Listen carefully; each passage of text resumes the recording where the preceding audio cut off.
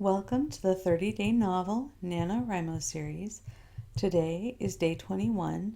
My name is Lynn Johnston, and I blog at writesmarternotharder.com. As always, we want to think first of all about how you're going to move the story forward today. Today, you and your characters both should be preparing for the second plot point. A plot point, if you recall, is a crisis precipitated by the protagonist having a direct or an indirect conflict with the antagonist. At this point in the story, it's probably going to be more direct than indirect. And if you remember the first plot point that happened near the beginning of your story, that launched your protagonist into the story, into their journey, and it launched them into Act 2, which is the middle half of the story. Act 1 is usually the first quarter, Act 2 is usually roughly half the story length, and then Act 3 is the final quarter of the book. This second plot point is also a launching pad for your protagonist, but in this case, the second plot point is going to launch your protagonist into Act 3, directly into the dark moment where it seems like everything is hopeless and all is lost, and then through the dark moment and into the climax of your story. So as you're thinking about the second plot point, you also want to think about what you're going to set up for the big showdown between your protagonist and your antagonist. This is the last major conflict that your protagonist and antagonist have before that climax. So if there's something else your protagonist needs to learn, this is the place for them to learn it. This is the place for them to be working out the kinks in their new way of being. This is the place for them to be willing to try something new. This is the place for them to be thinking, okay, I finally got it, and discovering that they haven't finally got it. And that discovery, their defeat at the second plot point, takes them into that, oh my God, this is totally hopeless. And then they get a resurgence of hope. They regain their faith in their mission and in themselves, and they move into the climax where they have that final showdown. So thinking about this is another major point on your character's growth arc. And every plot point that we've had has been a major point on your character's growth arc. The plot points, the pinch points, the midpoint, they're all character growth points. So here, you want to think about how you're going to have your character grow or struggle with growing in such a way that sets up that final moment in the climax where everything comes together and they finally prove that they have changed and become the new person that you're going to have them become by the end of the story. So you want to ask yourself, what do the protagonist and their allies need to accomplish in order to turn the table on the antagonist in the second plot point? And the turning of the table is not going to be complete. If your protagonist wins at the second plot point, there is no final showdown and there is no climax. That makes this the climax, and we don't want to do that. So you remember we talked about ending scenes with yes but, in other words, a partial success that brings along new problems and new burdens, or no, a straightforward failure, or no and, which is a failure which not only stops the protagonist from doing what they were trying to accomplish, but also creates new problems for them and gets them into a situation that's even worse.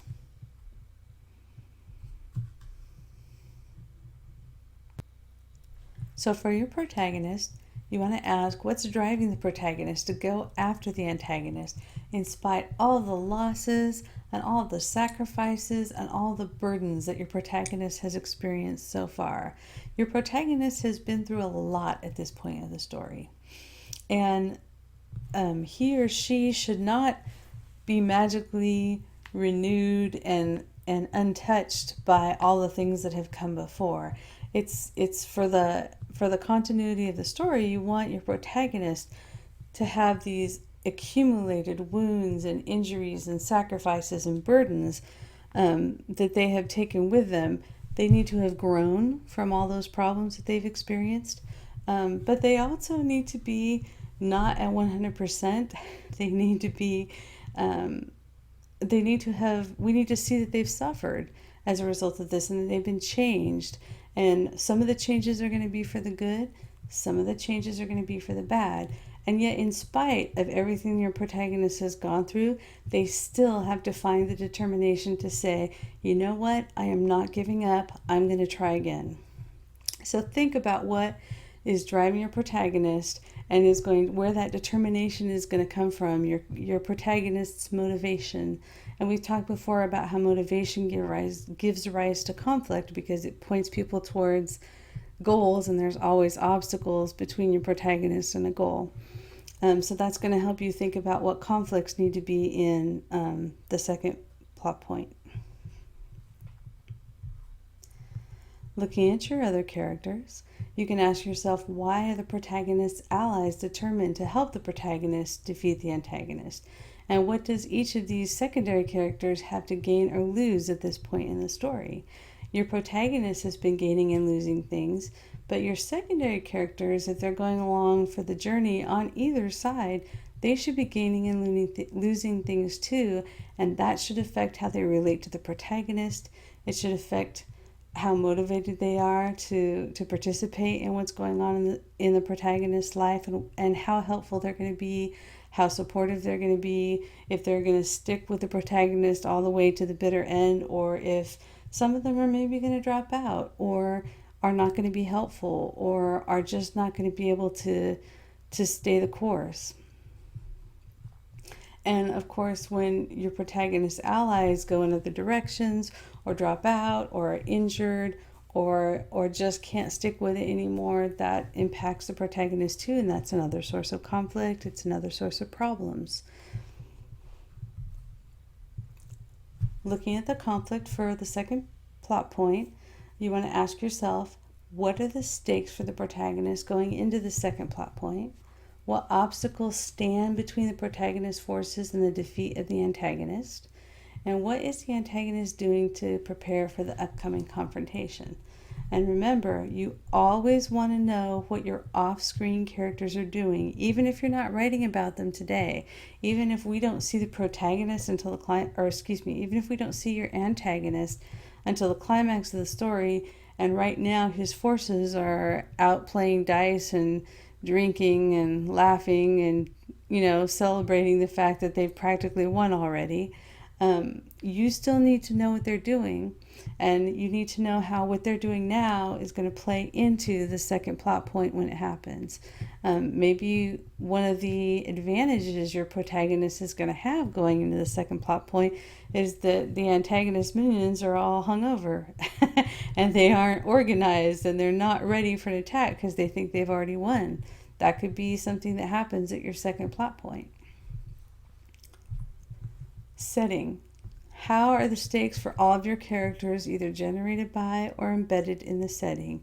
And we've talked a lot about motivation because stakes come from what a character is gaining or losing, and what a character wants affects whether they interpret events as a gain or a loss. Whether or not a woman is upset that her boyfriend breaks up with her kind of depends on whether or not she thought he was going to propose or whether she just found out he was cheating on her, right? So your character's motivation, what they want at this point of the story, affects the stakes. But also, the stakes don't happen in a vacuum, and neither is the character's motivation in a vacuum either. What's in the character's environment sets up or helps to set up what the character wants and what that goal means. Your setting rewards and punishes your characters for their actions. Your setting contains the rewards and punishments for your characters' actions. So you can think about, as you move into the second plot point, what's in your character's environment that they are going to get if they succeed in the second plot point, which of course we know they can only succeed partially at best. But maybe there is some reward that they're going to get even though they have a Pyrrhic victory at the second plot point. Or maybe there's an automatic punishment set up into your environment. If you're writing a book where your characters are all in school, grades and their teachers' opinions are rewards and punishments that are set up in the characters' environments. Those can be tied to the character's motivations. The character can want good grades, or want to avoid getting put on probation at the boarding school they go to. But it's an interaction between what the character wants and what the character's environment is setting him up to care about. You could also ask yourself, what setting locations does the protagonist need to control or retrieve resources from in order to go attack the antagonist again? So what do you need to set up the second plot point? For example, is your second plot point basically the antagonist or the protagonist and his forces storming a castle? What do they need to storm a castle? Do they need catapults? Do they need to go get their allies to line their troops up on the field? Do they need to go get some Greek fire so that they can, or get a chemist to make them some Greek fire so that they can go, that they have a better chance of burning parts of the castle and setting the the drawbridge on fire? Do they need to go and make friends with a dragon that lives in the castle's moat? What do they have to do first before they can confront the antagonist? This is the time for you to be thinking about that and showing them doing those things, that preparation. Story promise. What are you going to promise the reader about the upcoming second plot point? And again, this doesn't have to be overt and it doesn't have to be a big deal. It could just be like you briefly showing the protagonist doing something kind of secretively, and maybe the reader doesn't see what they're doing to prepare, but you kind of get a hint that the protagonist has a secret up his sleeve or that things are not as they seem. That's basically promising the reader that at the second plot point there's going to be a cool twist.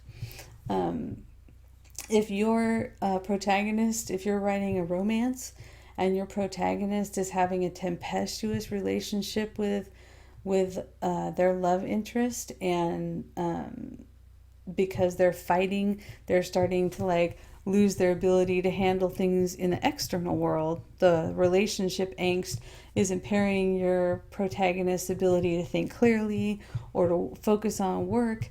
If the second plot point is about the protagonist doing something at work, you're basically foreshadowing that he is going to be handicapped in a way that he usually is not when he's having to deal with this work issue. So anyway, it's not a big deal. Chances are you are unconsciously already promising the reader the right things, or at least some of the right things. But taking a few minutes to think about how you can do it explicitly and how heavy-handed or subtle you want to be with it, basically you can find yourself doing a better job and giving that second plot point more emotional impact if you've really thought about why you're doing it the way you're doing it and what you want the reader to think. Getting started. I always recommend you do your pre-writing ritual and your pre-writing exercise. Whatever you need to do to get into your story, do that. Take extra good care of yourself. We've already talked about how physical vitality affects creativity. And I just want to say, I know you're probably tired. I'm tired. I'm here on day 21 and I'm pushing to hit the word counts. I'm a little behind, so I'm pushing to catch up. It's normal to feel tired at this point. You've been giving yourself a lot of work that you don't normally do and forcing yourself to be disciplined about it. So don't panic if you feel tired. You can do it. It's only 9 more days after today. And if you're feeling a little bit desperate about hitting your word count, that's okay. Let's use that feeling of desperation, whatever problems your characters are trying to solve and whatever rock and hard place there between, let some of that desperation you feel bleed into the story. Let your characters feel desperate too as they're getting ready for this battle. And you can tell I'm tired. I'm mispronouncing words more than I usually do tonight. But anyway, it's okay for you to be tired. It's totally normal. Some of that you can channel into your story, and that's cool. If you're writing a thing right now where your characters are not feeling desperation, maybe you're a little behind or maybe you're a little ahead, that's okay too. whatever emotions your characters are feeling, remember they can always be pumped up or toned down in edits. So if the emotional tone is not exactly right now, you can fix that later. That's totally fixable. Emotional tone is very easy to tweak by looking at dialogue and interior monologue and looking at the verbs you've chosen and the adjectives you've chosen. The thrust of the scene can be, as long as the action is there, adjusting the emotional tone is not that hard. After you write, celebrate your progress, do what you need to do to prepare for tomorrow. If you need to shove everything in your desk into a box temporarily just for the next 10 days or 9 days, that's cool. Do that. The box isn't going anywhere. It'll be there when NaNoWriMo is over, and you will have a clear desk for the rest of NaNoWriMo so that you can just focus on your story. Thanks for hanging out. I hope you had a great day working on your story. Happy writing, and I will see you tomorrow.